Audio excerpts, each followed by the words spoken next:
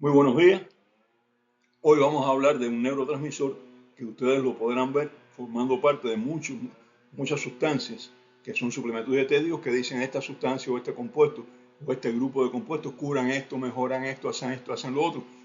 Y les dicen, pero debajo tiene una letrica chiquita que dice este medicamento no es más que un suplemento dietético, este producto no es más que un suplemento dietético, no es un medicamento. Y entonces el suplemento dietético es lo que nosotros incorporamos cuando la dieta nuestra no lo tiene. Pero si nuestra dieta contiene esta sustancia, pues no tenemos por qué estar consumiendo un suplemento dietético.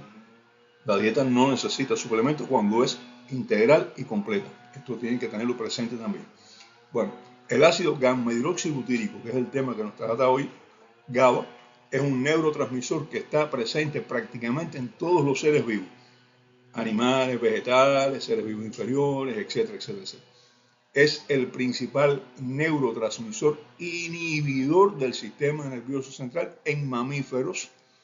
Reduce la excitabilidad neuronal en todo el sistema nervioso, es decir, cuando le llega una señal excitatoria a la neurona, si hay presencia de gamma-hidroxibutírico, la señal es más suave, excita menos. En humanos es el responsable de la regulación del tono muscular, porque de lo contrario a lo mejor teníamos contracciones musculares y el GABA reduce la excitabilidad de las neuronas cuando transmiten información hacia los músculos para aumentar la fuerza de la contracción muscular y entonces evita que tengamos contracciones musculares o por lo menos disminuye el riesgo de tener contracciones musculares mantenidas y molestas. Pero no siempre es inhibitorio. En aves migratorias es el responsable de la hiperactividad nocturna, de que por la noche estén despiertas y de la disminución del tiempo de sueño. Y esto hace que puedan volar durante muchas horas y facilita su migración. En los mamíferos es inhibitorio, sin lugar a dudas. En las aves migratorias es excitatorio. Por eso ustedes ven que las aves que migran, que se van de un país a otro, vuelan horas y horas y horas y vuelan por la noche también. Esto es Cuba, que es un país que recibe muchas aves migratorias, nosotros lo hemos visto, estas aves llegan a cualquier hora desde distancias bastante largas a veces. El GABA fue sintetizado por primera vez en 1883, pero ya en aquella época no se conocía su función en el sistema nervioso central. ¿Qué se pensaba? Un producto derivado del metabolismo de microorganismos y plantas. Se pensaba que donde estaban los microorganismos y plantas y que él venía de allá. En 1949, saquen la cuenta, son 17 y 49, 66 años después, es que se aisló a partir de la patata, de la papa, y un año más tarde se encontró en el cerebro de los mamíferos. Y ese mismo año se descubrió que se sintetizaba a partir de glutamato. Un añito después que yo nací en el 49. ¿Eh? Posteriormente se observó que tenía importancia en la esporulación de algunas bacterias. Es importante para que la bacteria que esporulaba, pues lo hiciera también. Que en otras bacterias le confería resistencia a los pH ácidos. Podían soportar pH bajito. Y esto les permitiría sobrevivir a su paso por el estómago. En el ciclo de inmunidad hablamos de las barreras naturales que tenemos para las infecciones y una de ellas es el ácido gástrico. Por eso también tenemos que tener en cuenta que si disminuimos el ácido gástrico por mucho tiempo, corremos el riesgo de que las bacterias pasen y tener algunas infecciones de las que se adquieren por la boca, ¿no? Y en este caso, pues, algunas bacterias, gracias al GABA, desarrollan resistencia a los ácidos gástricos y penetran. El GABA, que se produce en otros sitios del organismo, no atraviesa la barrera hematocefálica. Esto quiere decir que el GABA que nosotros consumimos, lo que se produce en otra parte del cuerpo, ni tiene nada que ver con el neurotransmisor. Nada de eso, ¿no? No actúa en el sistema nervioso. Es sintetizado en el sistema nervioso y ese es el que actúa dentro del sistema nervioso. ¿Dónde? ¿A partir de qué? A partir del glutamato. Esto es curioso, porque el glutamato es un neurotransmisor excitatorio y el GABA es un neurotransmisor inhibitorio. Esa pequeña modificación que le hace lo convierte de excitatorio en inhibitorio. Productos químicos, eso lo pasa también con algunos medicamentos, ¿eh? Que usted le cambia una cosita mínima y es otra acción diferente.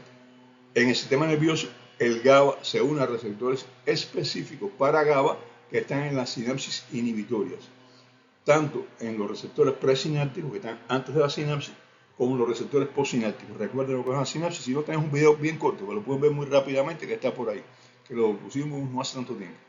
Esto causa que se abran canales de paso de iones en las membranas y permiten que salga potasio.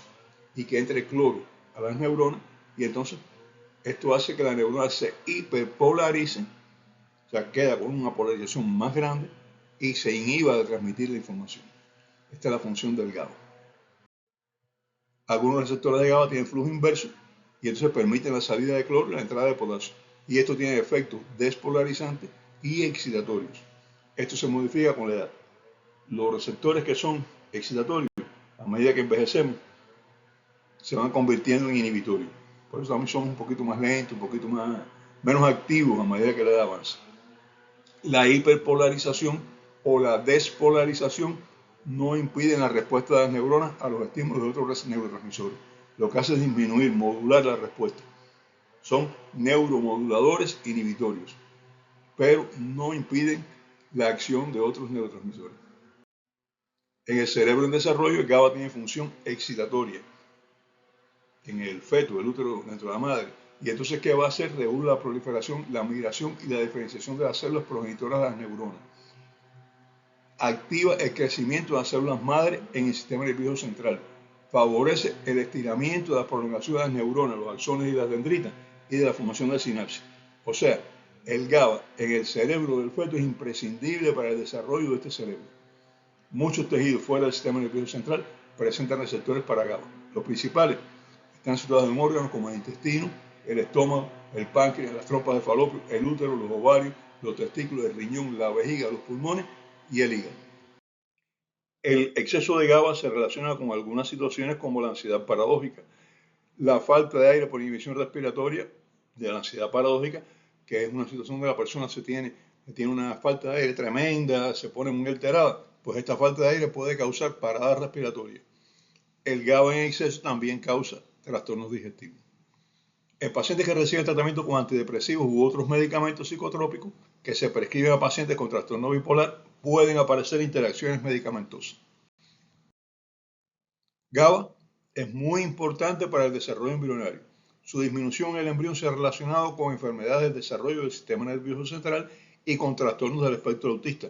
Ya les decía que es imprescindible, una sustancia imprescindible para el crecimiento neuronal, para el desarrollo de las sinapsis, para el desarrollo de las dendritas, de los axones, o sea, las prolongaciones de las neuronas. Sin neuronas que tengan buenas prolongaciones y que tengan buen contacto con otras neuronas, pues el sistema nervioso no alcanza un buen desarrollo. Y se ha relacionado el GABA con el desarrollo embrionario, con algunas enfermedades por desarrollo de alteraciones del desarrollo del sistema nervioso central y con algunas también del espectro autista. El autismo, recuerden que es un espectro, no es una enfermedad. Un espectro quiere decir un grupo de situaciones que tienen algunos aspectos en común y que se contemplan dentro del nombre autismo, pero que pueden ser situaciones diferentes.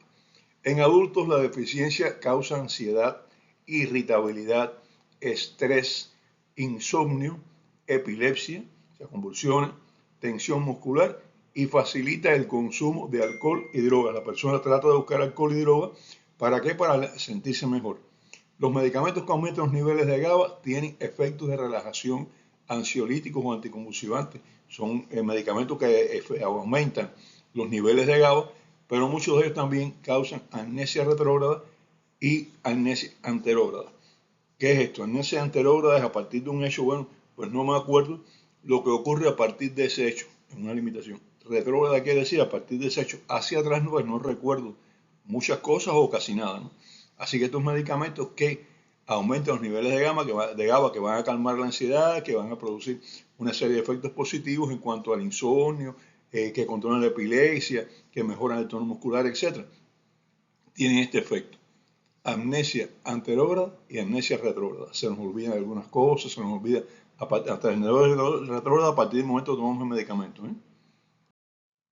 Entre las principales sustancias y medicamentos que actúan uniéndose a los receptores de GABA y estimulándolos, tenemos los barbitúricos, el fenobarbital, que es un anticonvulsivante, las benzodiazepinas, el diazepam, por ejemplo, dentro de ese grupo, el hidrato de cloral, una sustancia que hace tiempo que no veo en mercado, no veo a nadie que la consuma, pero que incluso había, tal vez los que estudiaron en mi época en la clínica dependiente del Hospital 10 de Octubre, Recordará un señor que iba allá periódicamente a pedir recetas de hidrato de cloral hasta que se decidió que no, estaba utilizándola como droga. Él llegaba y decía, estoy muy ansioso, necesito hidrato de cloral. Entonces, bueno, pues uno por lástima, un señor anciano, le dábamos una receta. Anciano para nosotros en aquella época, posiblemente no tuviera 60 años, pues daría alrededor de 60 años, ¿no? Para mí sería un hombre joven hoy en día.